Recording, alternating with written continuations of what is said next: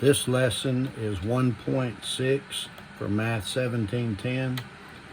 Other types of equations. We've already done linear and quadratic and also some cubic. Now we're going to look at some other types like rational and radical equations. We'll first look at rational equations, which basically mean that we're dealing with fractions because ratios can be written as fractions. So rational equations mean that there is a fraction in the equation with a variable in the denominator. So my first example, number 3, 3x minus 1 over 3 minus 2x over x minus 1, all that equals x. The idea here is to eliminate the denominators, and we do that by finding the LCD. The LCD is the product of all the denominators that are different. So here's one denominator and here's another one. They are different, so their product would be 3 times x minus 1. And what we're going to do with this LCD is take it times each of the terms in the equation. I'm going to put parentheses around each of the terms, and then I'm going to put the LCD in front of each parentheses. So 3 times x minus 1 times the first parentheses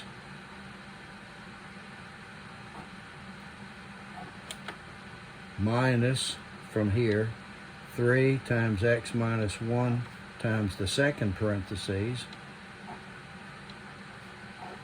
and 3 times x minus 1 times the third parentheses, the one on the right. Now I will notice that I have denominators that will cancel with the LCD. The 3's cancel here. Here the x minus 1's cancel. Here there's no denominator, so nothing cancels. Then what I do is I multiply what did not cancel. So I will use the FOIL method to multiply these two binomials. So x times 3x is 3x squared. Outside would be minus x. Inside minus 3x. And last would be plus 1 using the FOIL method. Here I have a negative 3 times a 2x, which gives me negative 6x. Over here I have a 3 times x, which is 3x. Then I'll take that 3x times the x minus 1, and I'll get 3x squared minus 3x. All right, I can combine terms here and here, and that'll give me 3x squared. That's negative 4 minus 6 would be negative 10x, and plus 1 equals 3x squared minus 3x. Excuse me. Then I'll subtract 3x squared from both sides, and I'll add 3x to both sides, and subtract 1 from both sides. So these columns cross off, these cross off, and these cross off, and I get negative 7x equals negative 1 divided by negative 7, and I get x equals 1 over 7. And if I write that in my special brackets, that gives me my solution set this way. So either this way or this way, depending on what they ask. The next example, number 4, x over x minus 2 equals 2 over x minus 2 plus 2. This time I only have the one denominator, so my LCD is the x minus 2. Put parentheses around each term, like before, and put this in front of each parentheses. X minus 2 times x over x minus 2 equals x minus 2 times 2 over x minus 2 plus x minus 2 times 2. So here the x minus 2's cancel, here they cancel again, and here nothing cancels because there's no denominators. So I write down what's left, or multiply what's left, x equals 2, and then multiply these two together, and I get 2x minus 4. Combining the 2 and the negative 4, I get x equals 2x minus 2. I'm going to subtract 2x from both sides, and I'll get negative x equals negative 2, and then divide by negative 1, I'll get x equals 2. So my solution set is 2, but I need to notice that if I put a 2 in my original equation, here and here, I get division by 0. So I have to reject this solution that I found because it makes division by 0, which is not possible. So if I reject the only solution that I found, I have no solution, which is the same as this symbol right here, no solution. So we do need to check when we find a solution to make sure that that solution does not make division by 0, and if it does, we have to eliminate it. Okay, one more example with rational equations. We have 3x plus 2 over x minus 2 plus 1 over x equals negative 2 over x squared minus 2x. Now, when we first look at this, it may appear that we have 3 different denominators, but this one right here can actually be factored. So I'm going to factor out the greatest common factor, which is x, and that'll give me x times x minus 2.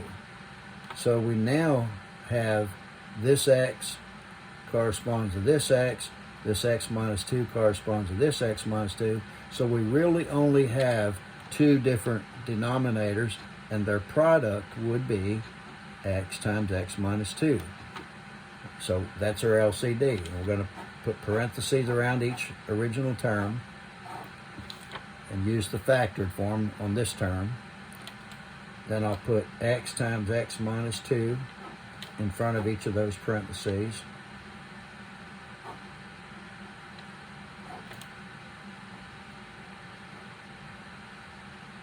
All right, so x times x minus 2 times 1 over x equals x times x minus 2 over negative 2.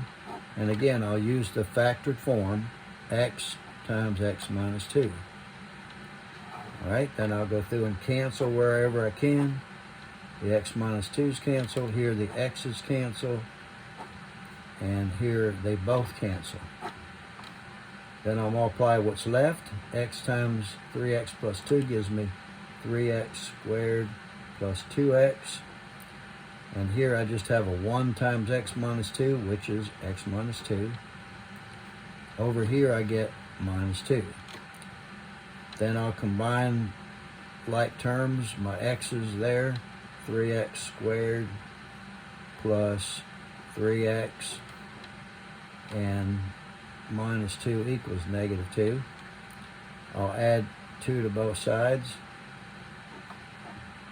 which cancels these, and I get 3x squared plus 3x equals 0. Since I only have 2 terms, I can factor out the greatest common factor, which is 3x.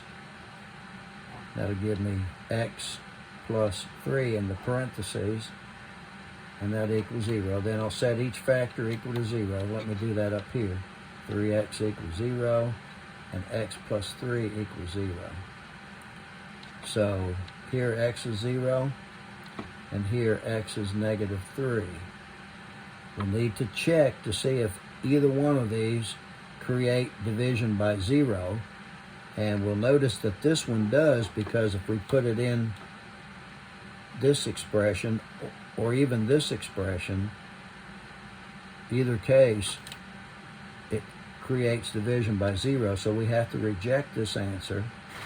So the only answer is the x minus 3, so that's our solution set. Now the next thing we want to look at is called work rate problems. If you look in your notes, it says if a job can be completed in t units of time, then the rate of work, which is r, equals 1 over t.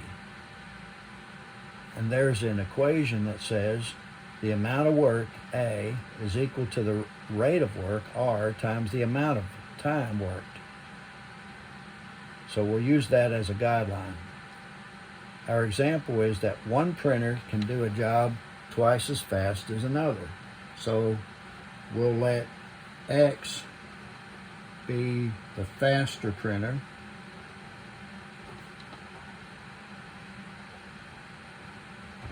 and we'll let 2X be the slower printer. So one is twice as fast as the other. The amount of work that the faster printer can do, or the rate of work rather, the rate here is 1 over x, and the rate here is 1 over 2x. But the problem says that working together, they can do the job in 2 hours. And they want to know how long it will take each printer to do the job alone. So if this is the amount of the rate of work in 2 hours, it would be twice that much.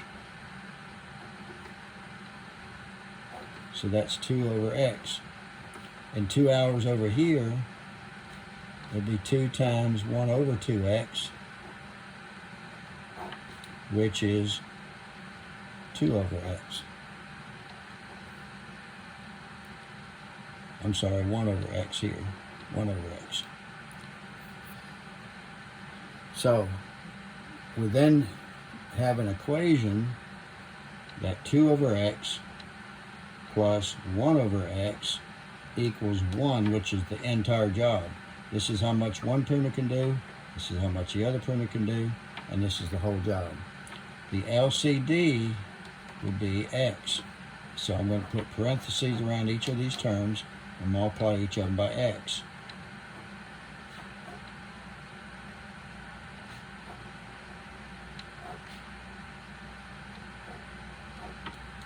And I'll simplify. The x's cancel here and here, and I get 2 plus 1 equals x, so x equals 3.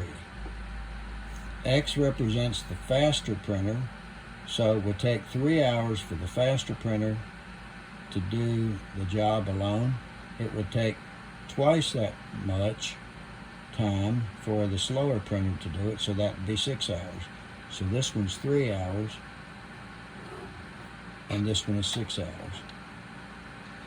And I guess, again, together they can do it in 2 hours. All right. So, we're now going to look at what we call radical equations. These are equations that contain variables under a radical sign. For example, 2 minus the cube root of 15 minus 2x equals 0. So here's a variable under the radical sign. In this case, we have cube root. So the steps are to first isolate the radical part. So isolate this. I can do that just by adding that to both sides, and that gives me 2 equals 15 minus 2x in cube roots. Okay? Once this is isolated, I will then raise both sides of the equation to the power of this number, which is called the index. So it will be 2 to the third equals 15 minus 2x in cube root, and that whole thing is raised to the third power. So this 2 to the third is 8. When you raise a cube root to the third power, the radical goes away and you just get what's inside, which is 15 minus 2x. Then I can subtract 15 from both sides, and that'll cross off, and here I'll get negative 7 equals negative 2x. Then I'll divide by negative 2, and x will be 7 over 2. Or, if you want to write it as a solution set, you can use the special brackets. All right. There's another example, which is example 2, and it's square root of x equals, or rather minus, x minus 12 in square root, and that equals 12. Now, I can add this to both sides, and that'll give me square root of x equals the square root of x minus 12 plus 12. But you'll notice that this time I was able to isolate the one variable, but I couldn't isolate the other one because it has a plus 12 with it. But that's okay. What we will do is we'll isolate one, we will raise it both sides to the second power because we're dealing with square root. So we'll raise this to the second power, and we'll raise this to the second power, which is the same as taking it times itself. So I'm going to write it that way so that I can use the FOIL method on the right side. So here I get x, because raising it to the second power cancels the square root. When I multiply this times this, the square roots go away, so I get x minus 12. Outside, I'd get plus 12 times the square root of x minus 12. Inside, I'd get another 12 square root of x minus 12. And last, I'm sorry, where did I get that 12? That should be a 2, not a 12. So this should be a 2. All right, so that'll make it 4. All right, I guess I saw the 12 here and I put a 12 there. It should have been 2.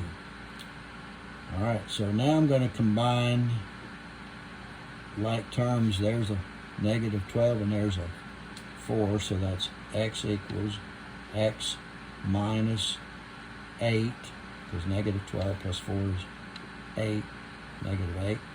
Then I'll combine these two. That'll give me 24. Well, again, that should have been a 2, not a 12. So let's go back and change that. So that'll be 2. That'll be 4 square root of x minus 12. All right. Then I can subtract x and add 8 to both sides. Subtract x, add 8. Cancel, cancel, cancel. And here I get 8 equals 4 square root of x minus 12. Then I'll divide both sides by 4. And I will get the 4's cancel. Here I get 2 equals the square root of x minus 12. Now I can square both sides. And I'll get 4 equals x minus 12. And add 12 to both sides. And I'll get get x equals 16. So my solution set is 16.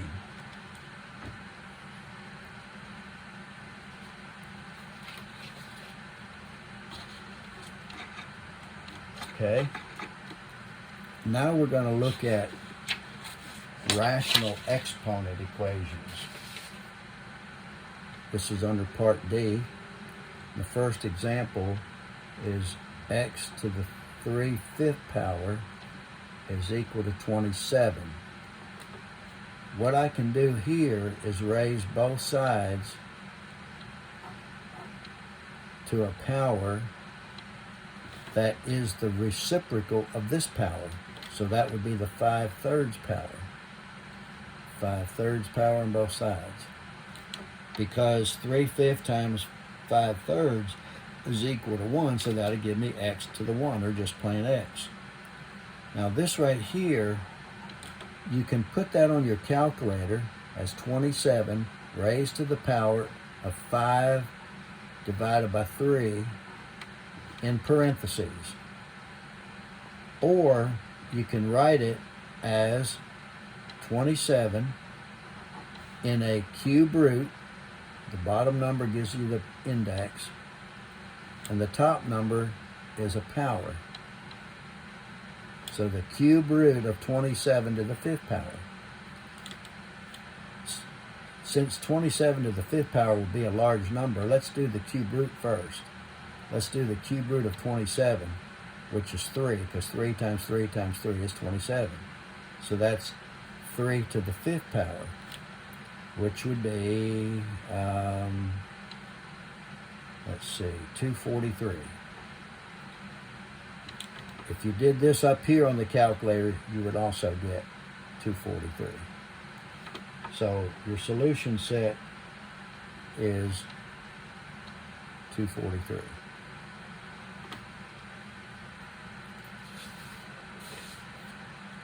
The second example, x minus 4 in parentheses to the 2/3 power equals 16.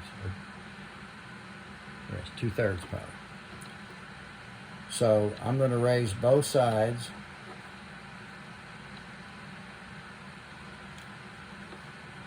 to the reciprocal of 2/3, which is 3/2. So here I get 16 to the 3/2. So here this becomes 1, so I just get x minus 4. And here I get the same as the 16 in a square root.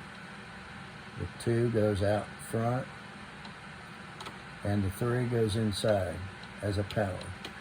So let's do the square root of 16 is 4, so that's 4 to the 3rd. 4 to the 3rd would be 64. So again, you can do this on your calculator by doing 16 raised to the power of 3 divided by 2, and you'll get 64 that way. Add 4 to both sides, I get x equals 68, so my solution set is 68.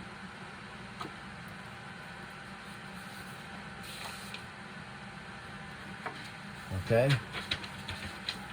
Now, the last thing we're going to do are equations in what we call quadratic form. They're not quadratic because they're not to the 2nd power, but we can turn them into an equation that has the 2nd power.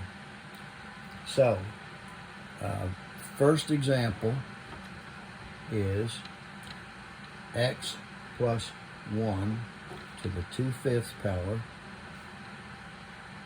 minus x plus 1 to the 1/5 power minus 2 equals 0.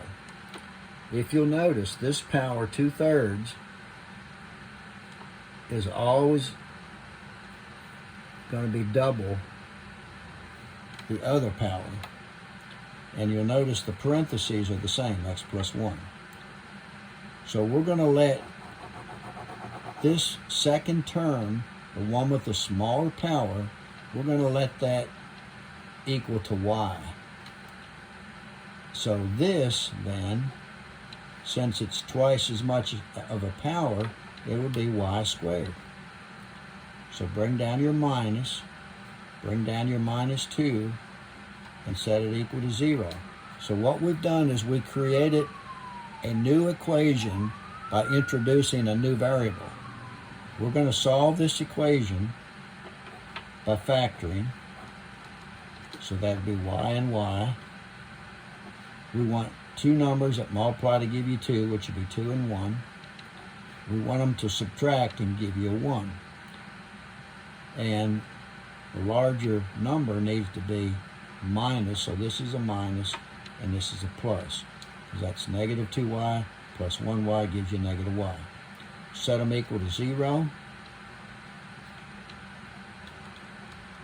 and solve for y. So y is 2 and y is negative 1.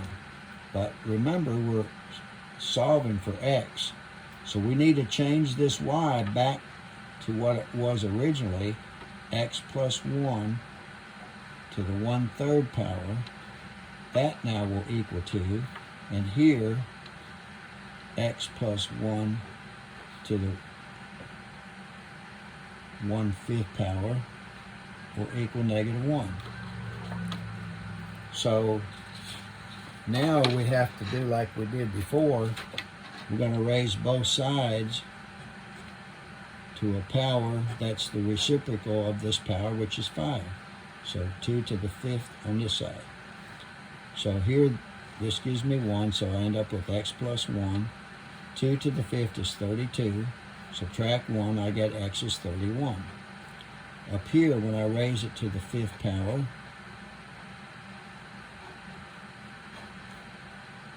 I get negative 1 to the 5th power. This becomes 1, so I got x plus 1 equals negative 1 to the 5th power is negative 1. If I subtract 1 from both sides, I get x is negative 2. So my solution set is 31 and negative 2.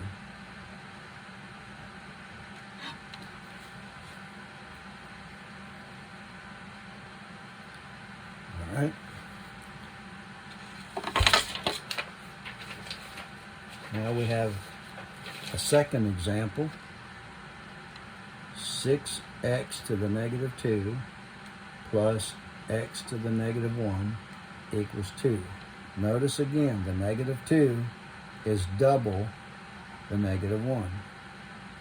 So we use this, turn it into y. This would be y squared because it's double power. I bring down the 6, bring down the plus, set it equal to 2. Then I'll rewrite the equation by subtracting 2 from both sides, because when you solve quadratic by factoring, you need to get everything on one side of the equals. So 6 and 1 or 3 and 2 gives me this 6. The only way I can get 2 is 2 and 1. Now, I'm thinking about my products, my inside and outside products. I want my products to subtract and give me a 1. So the way that that's going to happen is 3 times 1, which is 3, and 2 times 2, which is 4. 4 minus 3 gives me 1.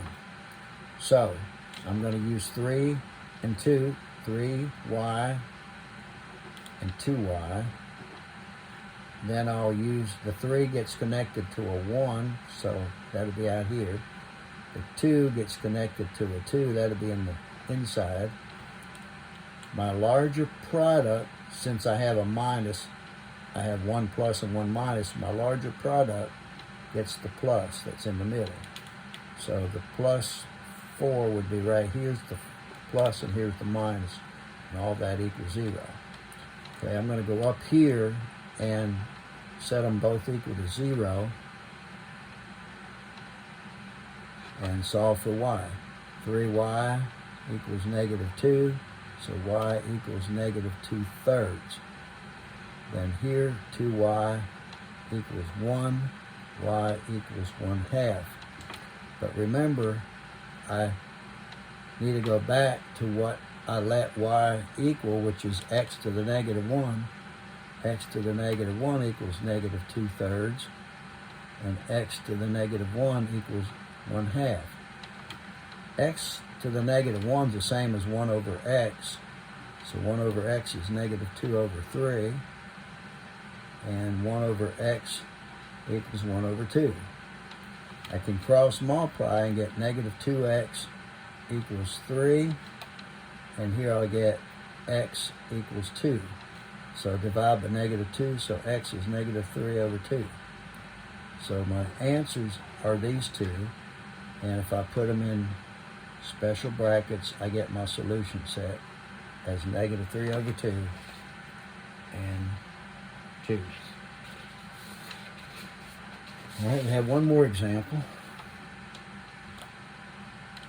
12x to the 4th minus 11x squared plus 2 equals 0.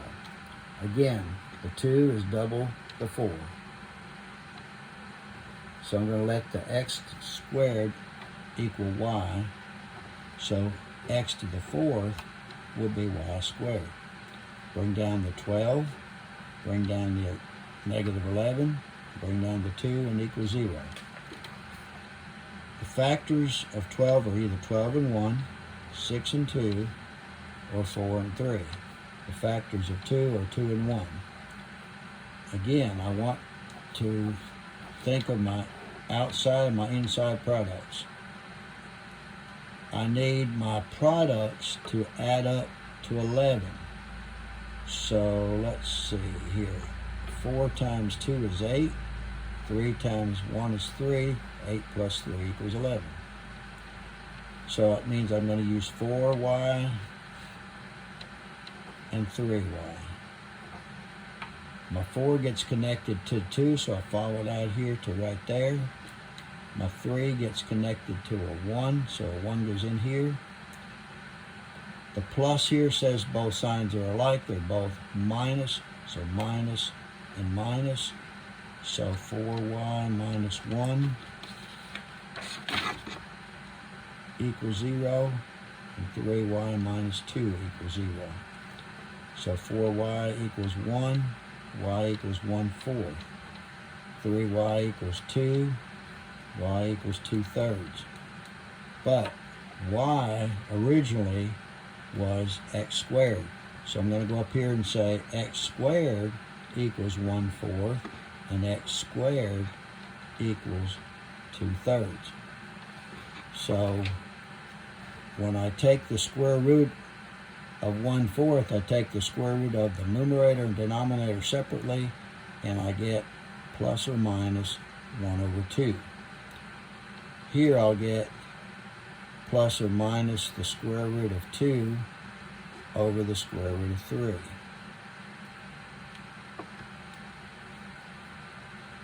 All right.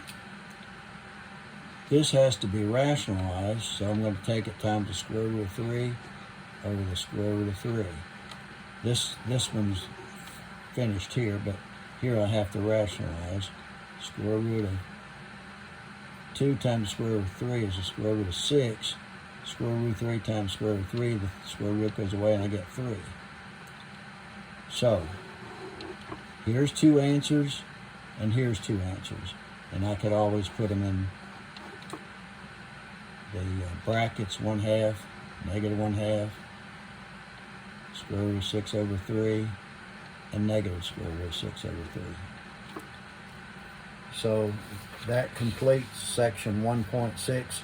Again, do not do the assignment that's in your notes. Do the assignment on Pearson. Thank you very much.